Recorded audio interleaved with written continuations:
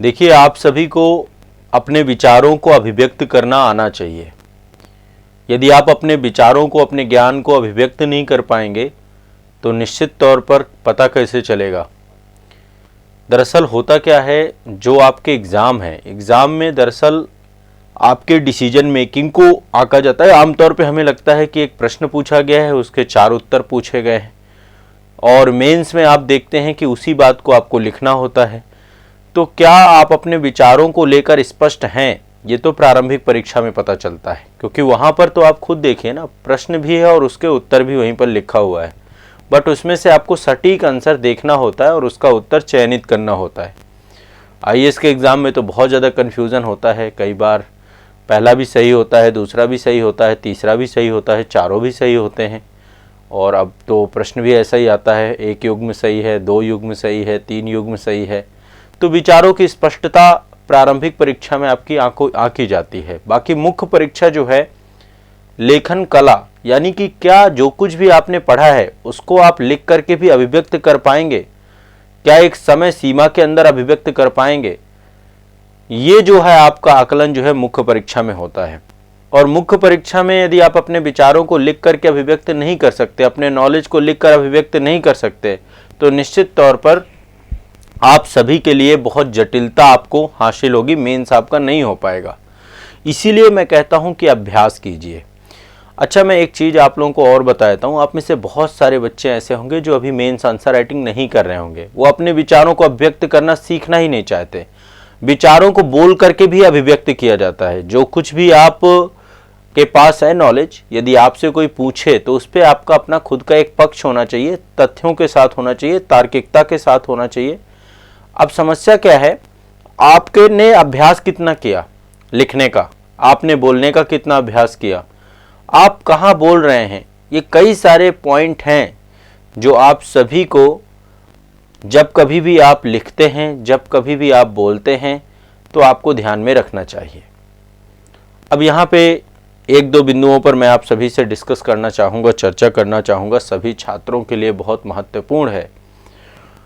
बहुत सारे बच्चों को लग रहा होगा हम डेली खूब पढ़ रहे हैं, डेली हमने जो कुछ भी पढ़ा और वो अब हम रिवाइज भी कर रहे हैं, पढ़ भी रहे हैं, पर आप लिख नहीं रहे हो।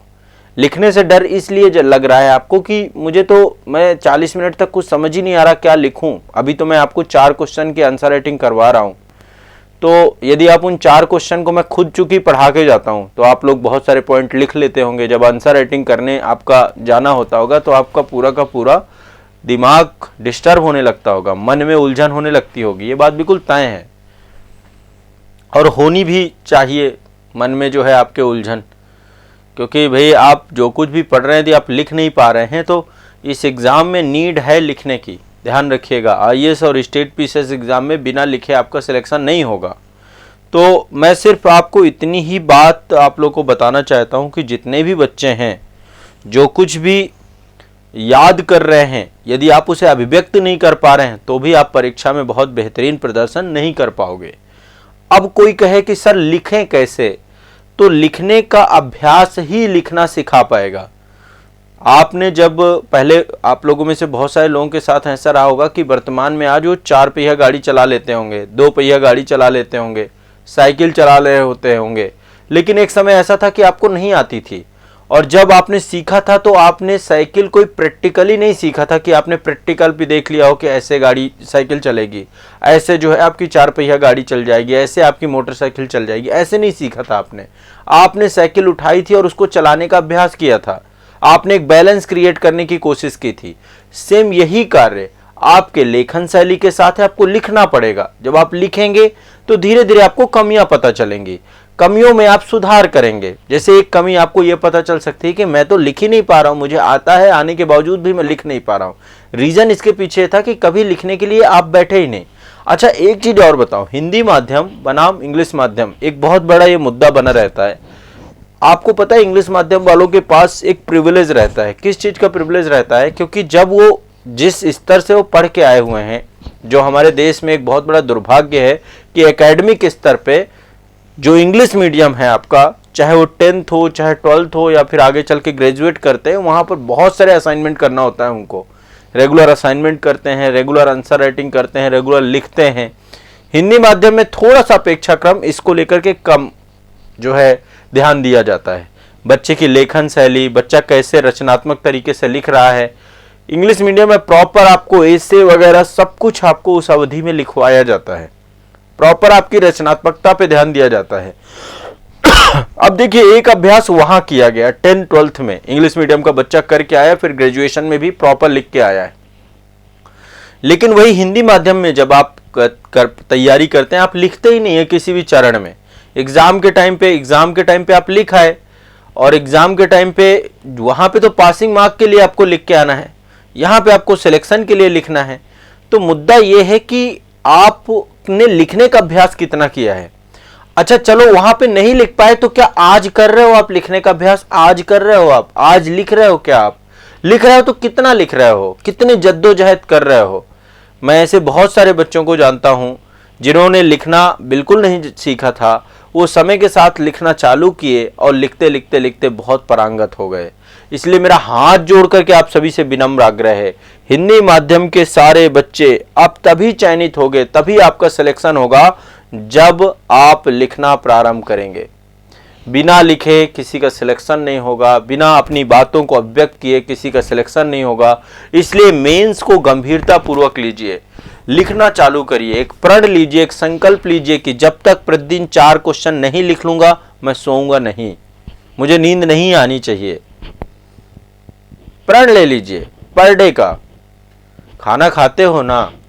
खाते हो कि नहीं खाते हो बताओ? पर डे ही खाते होगे, किसी भी दिन गैप नहीं मारते होगे आप। वैसे ही आंसर राइटिंग को अपना हिस्सा बनाइए। पर डे मैं 4 क्वेश्चन लिखूंगा।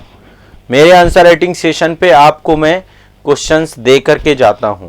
आजाद एकेडमी लर्निंग ऐप पर पीडीएफ लगी हुई हैं क्वेश्चंस की, आप जाइए वहां से क्वेश्चन लीजिए, उनको मैं पढ़ा के भी जाता हूं, आपको कंटेंट भी मिलता है। पर लिखना शुरू करिए। पहला तो मेरा आप सभी से आग्रह है, बिना लिखे कैसे आ जाएगा आपको, भाग करके आपसे बेनिफिट नहीं होगा। तो सबसे पहली बात लिखना। जितना लिखोगे दिमाग में उतनी ज्यादा आपकी लिखने को लेकर आपका डर, आपका भय खत्म होता जाएगा। किसी चीज से डर डर के कितना जी लोगे आप, क्या फायदा होगा आपको? इसलिए उसका डर ही खत्म कर दो।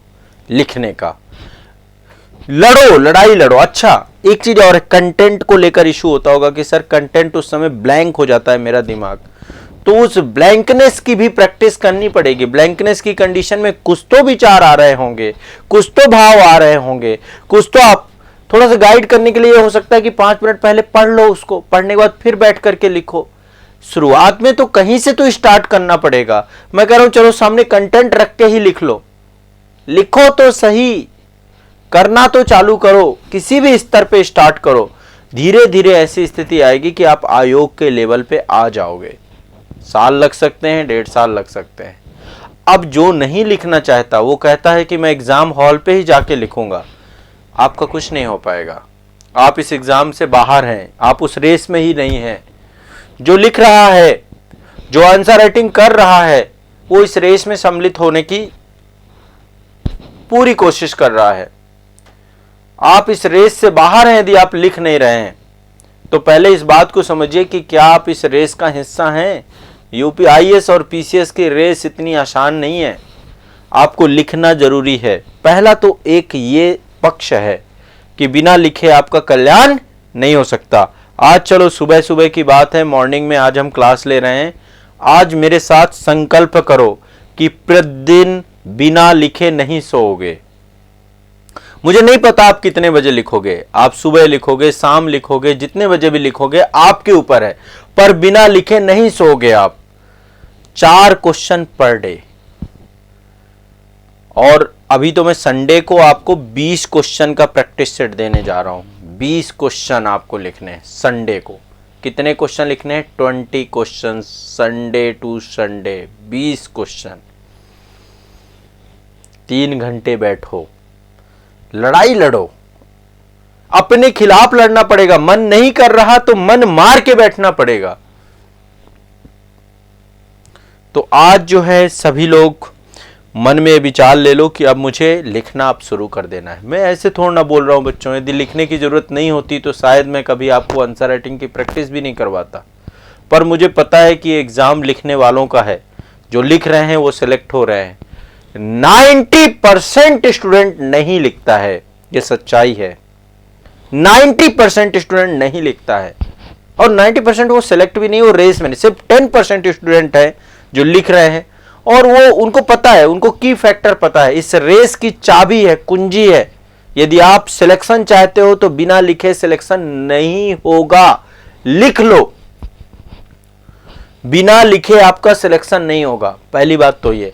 मैं आपको 4-5 फैक्टर बताऊंगा अभी आने वाले समय में, 1-2 फैक्टर और आपको बताऊंगा। टोटल 5 फैक्टर हैं जो आपको एक आईएएस अधिकारी बना देंगे, आपको एक पीसीएस अधिकारी बना देंगे। लेकिन आप चाहते हो कि आप कहीं आईएएस बन ना जाओ, इसलिए आप कभी कोशिश ही नहीं करते लिखने की। आप पीछे हटते रहते हो उससे। आप पता है पूरा दम लगा रहे हो कि आप कहीं आईएएस ना बन जाओ, आप कभी पीसीएस ना बन जाओ। पूरा दम लगा रहे हो, अपने दम से अपना पूरा जोर लगा दे रहे हो कि मैं कहीं सिलेक्शन ना हो जाए मेरा। उस किसी भी व्यक्ति का सिलेक्शन नहीं होगा जो एग्जाम हॉल पे जाके पहले दिन लिखना चाहता है। जो डेली आंसर राइटिंग नहीं करता वो सिलेक्ट नहीं होगा। लिख लो आज इस बात को। यदि नहीं लिख रहे हो तो कृपया करके तैयारी छोड़ दीजिए आप लोग। यदि नहीं लिख रहे हो तो आज से लिखना चालू कर दीजिए। आप एक ही चीज तय करिए, तो आंसर राइटिंग आज से स्टार्ट करिए। और मैं चाहता हूं कि आज से उत्तर लेखन यदि आप स्टार्ट कर देंगे, मेरी बेस्ट विशेष है आप सभी को। मैं पूरी हेल्प कर रहा हूं, आपकी पूरी मदद कर रहा हूं, प्रॉपर लिखवा रहा हूं। इतना आप बताइए, जो मेरे द्वारा कितने सालों से प्रयास किया जा रहा है, आपको कोई नहीं कहेगा। सब तो बस तैयारी कर लो। अरे तैयारी करने में जो मेन आयोग का लेवल है, आयोग के लिए जो फैक्टर्स हैं उनको लेकर के क्या है, लिखने का अल्टरनेटिव नहीं है। बस हर मुद्दे पर आपको लिखना आना चाहिए, आपकी समझ विकसित होनी चाहिए, आपको इंटरलिंक करना आना चाहिए, आपको कंटेंट डिजाइन करना आना चाहिए। बस इतनी सी बात है। यदि आप इतना कर रहे हैं तो फिर आपको कोई रोक नहीं हो पाएगा। पर डे 4 क्वेश्चन मैं देता हूं। 4 क्वेश्चन का दृढ़ संकल्प लो। 40 मिनट का टाइमर लगाओ। शुरुआत में 40 मिनट, फिर उसको 38 मिनट लाओ। अरे कुछ लोग तो पूरा अटेम्प्ट ही नहीं कर पाएंगे, स्पीड ही अच्छी नहीं है, हिंदी ही अच्छी नहीं है, बहुत सारी प्रस्तुतिकरण ही अच्छा नहीं है, कंटेंट ही अच्छा नहीं है। मल्टीपल प्रॉब्लम्स आपको वहां पर आइडेंटिफाई होंगी। तो आप सभी मेरे आंसर राइटिंग के कार्यक्रम से जुड़ जाओ। मैं आपको गारंटी देता हूं, मुख्य परीक्षा आप सभी के लिए बहुत ही आसान हो जाएगी। 9 बजे का टाइम सेट कर लो मेरे आंसर राइटिंग क्लास के लिए, और निशुल्क है, फ्री ऑफ कास्ट है। अच्छा, आज तक मैंने कभी इसको पेड क्यों नहीं किया? क्योंकि इतना एसेंशियल है।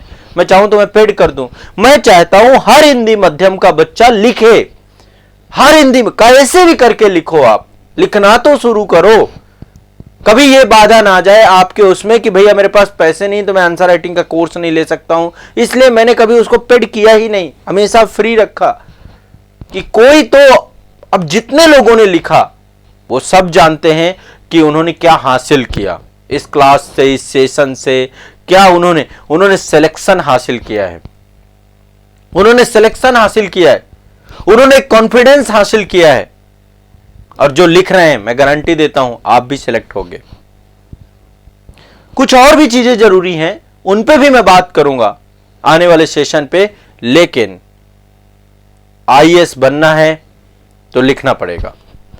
यदि आईएएस नहीं बनना है मत लिखिए, दूसरे एग्जाम की तैयारी करिए।